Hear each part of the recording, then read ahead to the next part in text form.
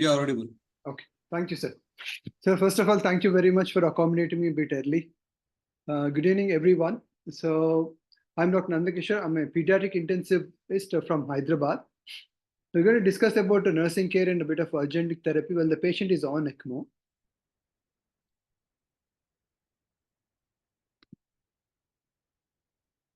So no conflict of interest, nothing to disclose from my side. So my talk, I'll talk about a little bit about general nursing care and about monitoring and touch base a few aspects about nutritional care, physiotherapy and proning, and how to manage an awake patient and when actually consider awake ECMO.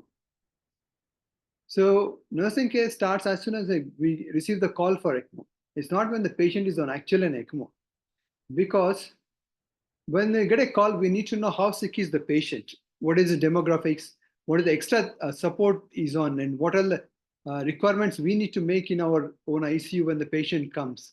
We need to identify which ICU we're going to keep him, or does he need any further interventions. All those things we need to pre-plan these things before. So we usually go through what you call a pre-ECMO checklist as soon as we get a call, taking all the details and arrange for those necessary things when the patient comes, even before the patient arrives, and arrange for your circuit, cannulas, dilators, and that should be in an ECMO cart where all these things will be available. And it should be available in various sizes ranging from depending on the patient weight. And if the patient is anemic or a pediatric patient, we need a blood to prime the circuit. So if that is the case, you're going to anticipate, then ask for the reserve 1 unit of blood even before when you get a call for ECMO, so that we can minimize the time going on ECMO, and highlight if any coagulation abnormality is there.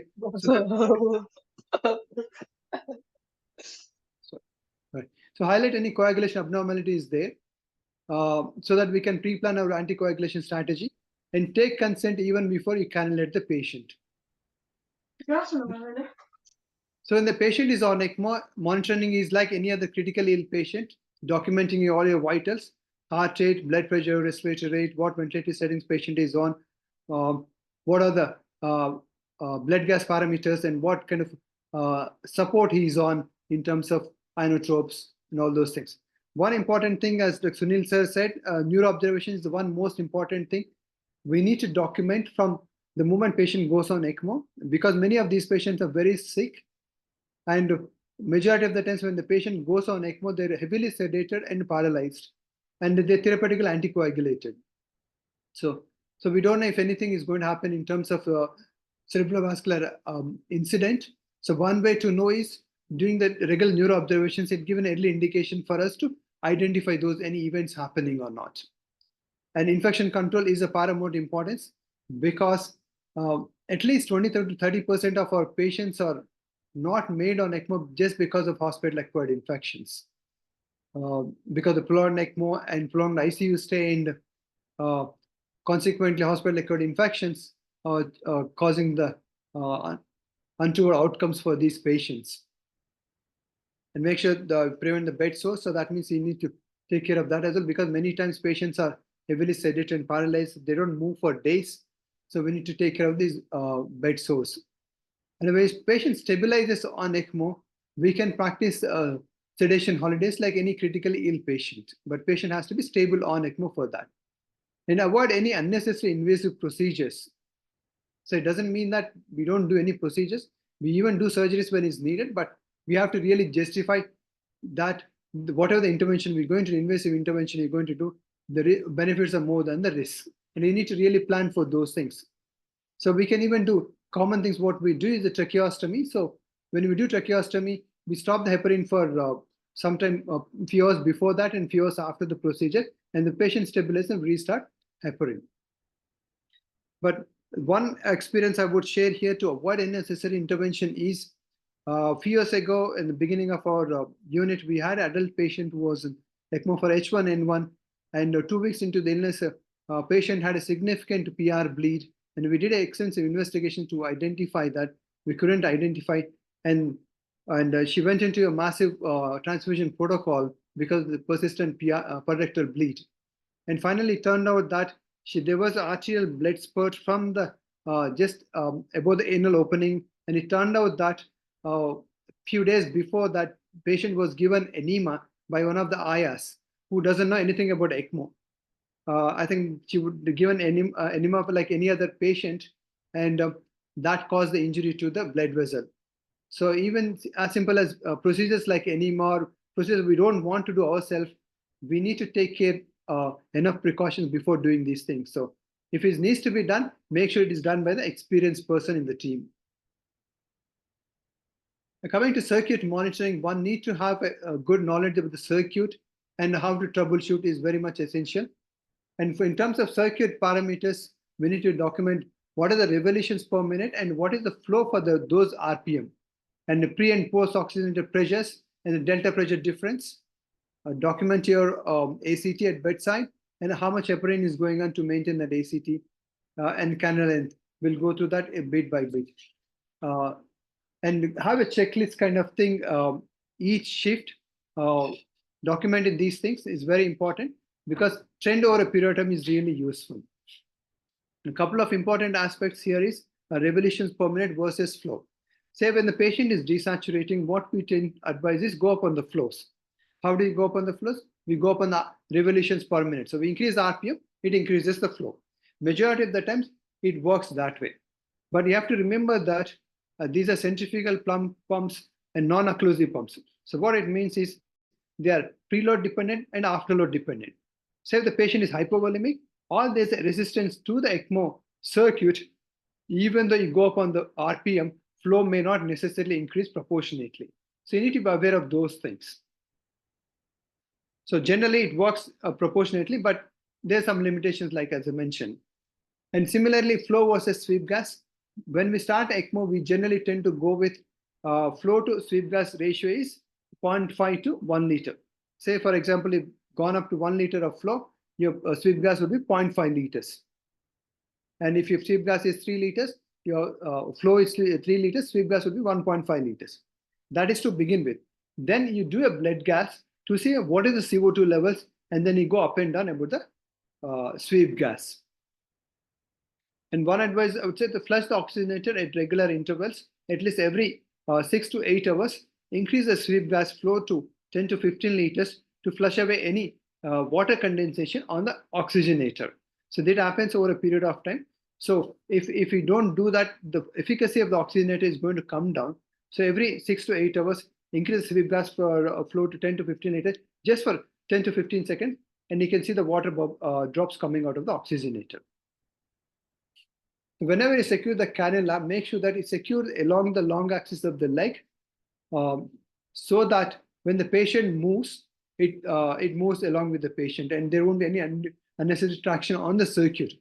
And when you secure it, make sure you put in a transparent dressing so that you can see the cannula underneath the patient, underneath the dressing. And always document how many centimeters each cannula was secured, and that has to be checked every shift, so that we can identify if the cannula is moving. It is very much important, particularly because of the neck, for the neck cannulas, because neck cannulas length insertion is only like in adult 70 kilos probably would be putting anywhere between 12 to 15 centimeters, not more than 15 centimeters. And if that is moving, we need to really know that that is moving. So you need to document how many centimeters is there each shift, and document that each shift that is not moved. So you need to document that, make sure that cannula is not moving. Generally, the femoral one generally is going to be anywhere between like 30 to 35 centimeters. So that won't be a major issue, but you still need to document that.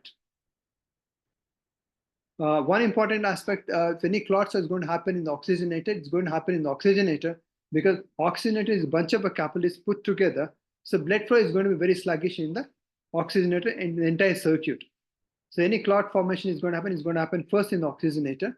So some clots happens over a period of time. So that's why we monitor the pre and post oxygenator pressure to see the delta pressure difference, the pressure drop across the oxygenator.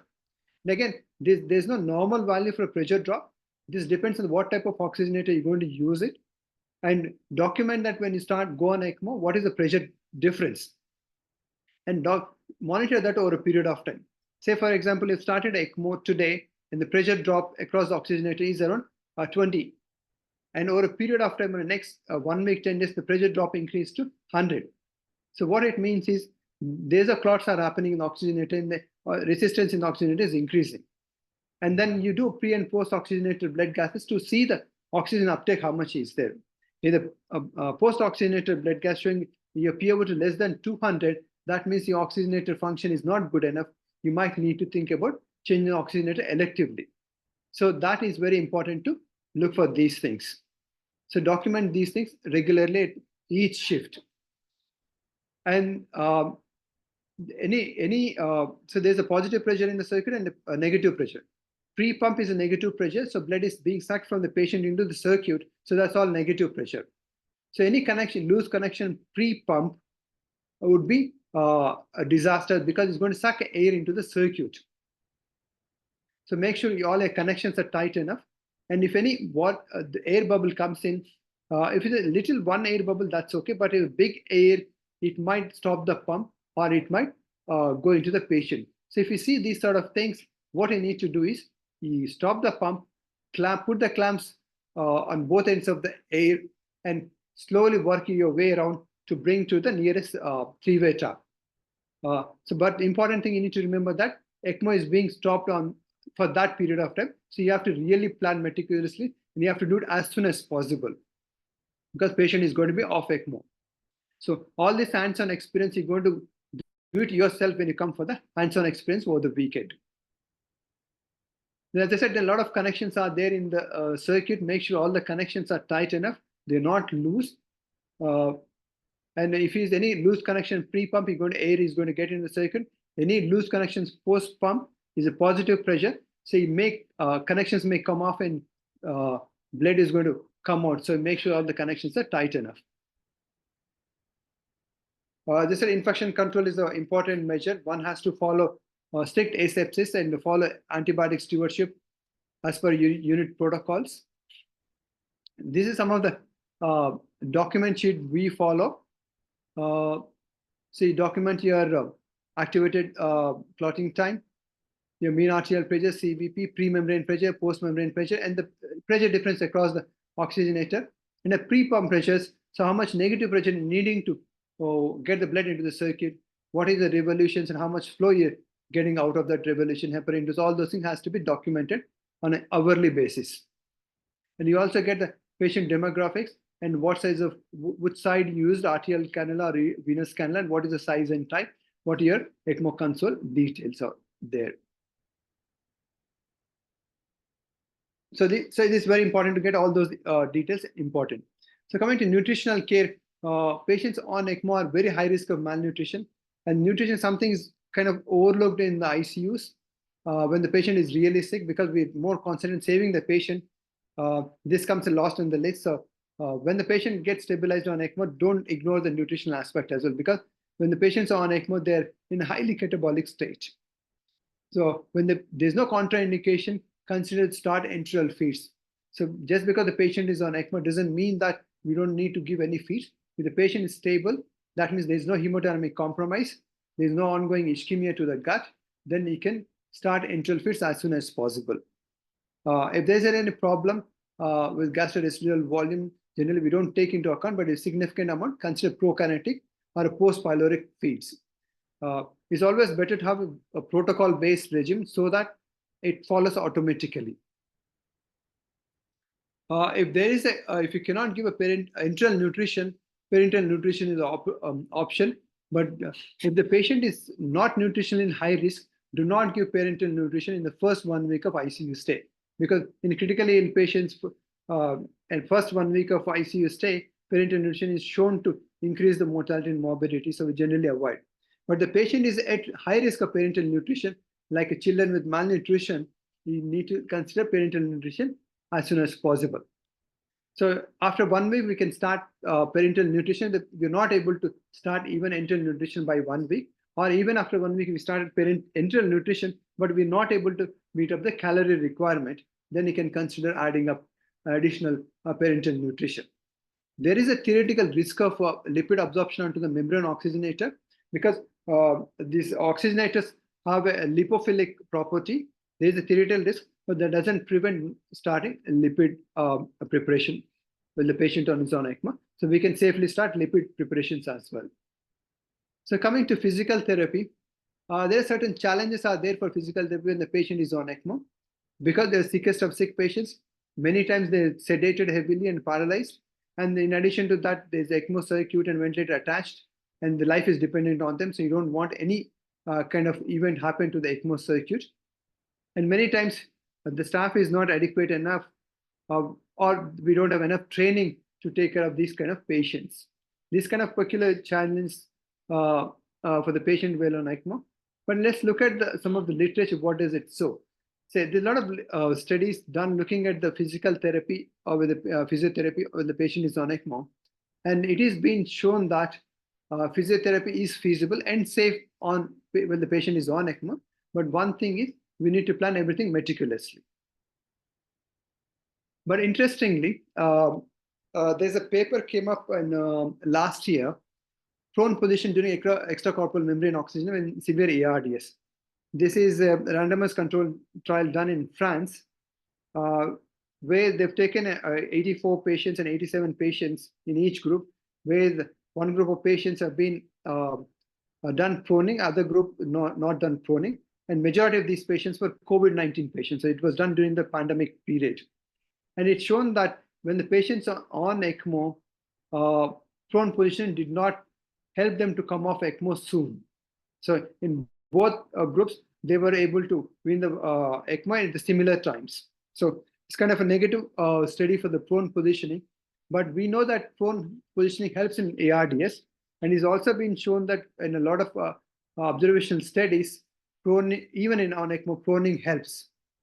So I think so there's the observational study which showed is helpful, but randomized control trial showing negative style.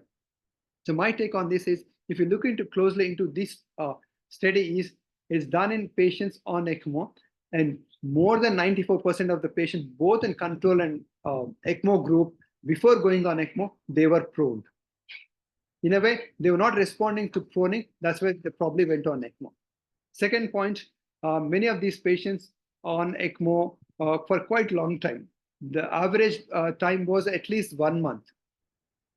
Before COVID pandemic, usually 1 month, usual time period was like 2 to 3 weeks average ECMO period in ARDS. But since the COVID has come, the average time is come to 4 to 6 weeks.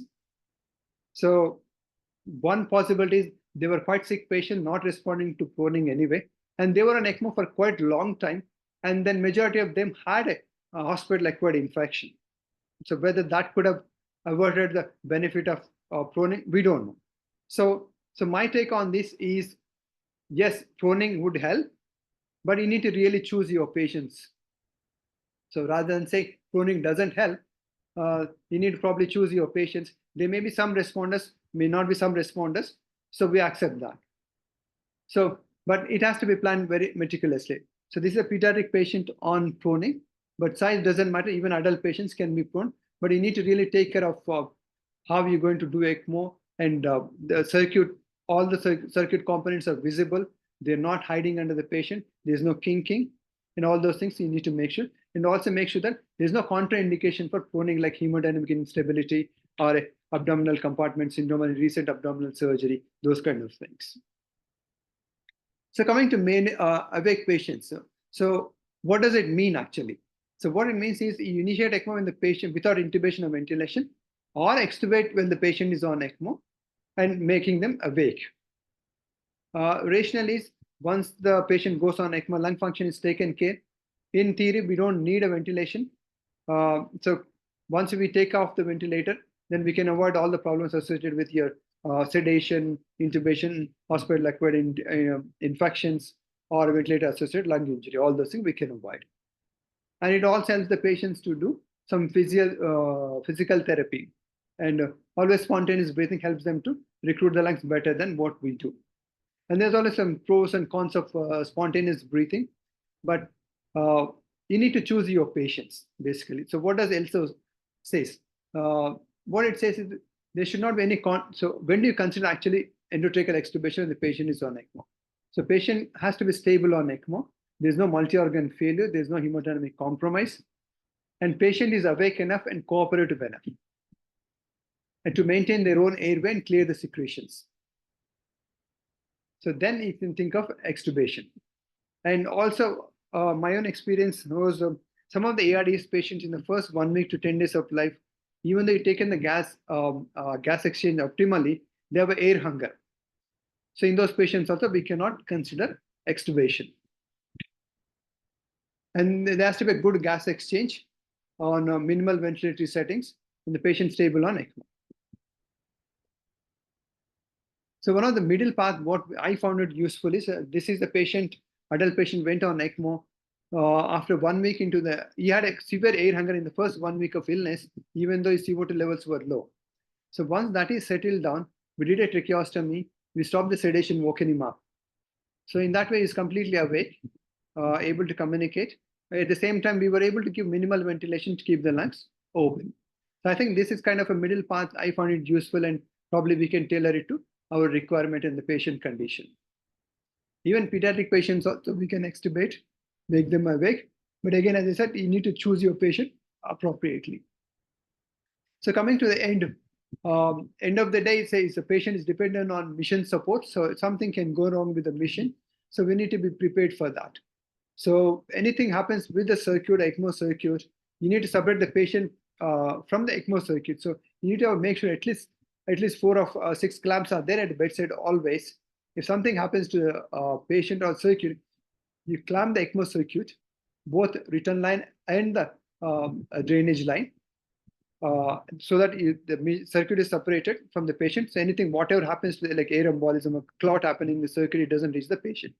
Then one team has to take care of the patient. So that means he might need to go up on the ventilation or back or start inotropes. Sometimes the patient is really dependent on ECMO. They might go into cardiac arrest. So you need to be prepared to do a CPR. Another person deals with the ECMO circuit. Whatever the trouble with the ECMO circuit is deal with as soon as possible and minimize the time these times so that patient will go back on ECMO. So for these things, one needs to have a lot of preparation and a training. We can't do it when the patient is on these things. So I would say who's planning ECMO, these things, we need to plan what are the worst things going to happen to the patient, pre-prepare for that, whom to call in the middle of the night. When not much support is available, how are we going to tackle these things? So, and again, a lot of practice you're going to get on hands-on. So when you go back to your own units, don't throw the old circuits. You can clean them, keep those circuits, and make your team get practiced on those emergencies so that every team member is prepared how to tackle in an emergency. So to conclude, have a checklist for pre-ECMO checklist, and the checklist again each shift to follow and document those things. And have a circuit knowledge, and how to troubleshoot is essential. And caring a patient on ECMO is any other critically ill patient, taking care of the patient as well as the circuit side of the things. And physiotherapy, encourage, but patient has to be stable. And even you can do proning, but select your patients and start your enteral feeds as soon as possible, and can consider awake ECMO and select group of patients and have an emergency plan, how to deal with, whom to call, and how to tackle these things. Thank you very much. If anybody has any questions.